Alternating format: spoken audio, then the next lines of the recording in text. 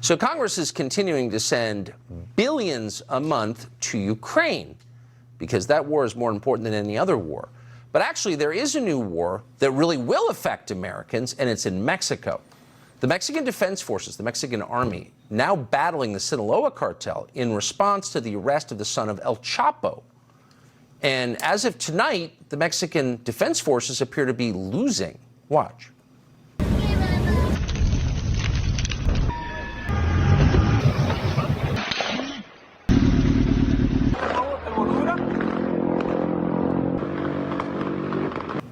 We should have identified it. The clip you saw of people cowering in the commercial airliner, that plane was being shot at by a 50 cal from the drug cartels. So it's a war.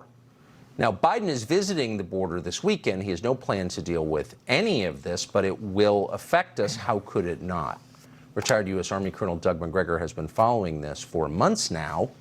He joins us tonight. Doug, thanks so much for coming on. It would seem if a war breaks out in a country with whom you share this enormously long border that there would be coverage of it. There hasn't been. Why? Well, we're lucky to get this glimpse. The media simply doesn't bother to cover it. But we really need to understand what this war is about. In 2020, we arrested the Mexican Minister of Defense, a general named Cienfuegos, in California, on charges associated with drug trafficking, human trafficking, and a whole list of crimes. Ultimately, we turned him over to the president of Mexico, President Obrador, who promptly released him, and we dropped the charges. Now, one of the reasons we dropped the charges is that we were promised more cooperation, but it hasn't been forthcoming. And so what we're really seeing here is not an effort to enforce the law, not an effort to do anything good. It's a fight between a cartel, the Sinaloa cartel, and the Mexican army.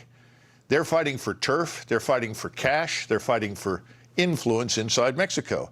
They want the son of El Chapo's, presumably, so they can give it to the president of Mexico and he can create the illusion that by turning him over to us, that there is cooperation with Mexico. Tucker, there's no cooperation with Mexico.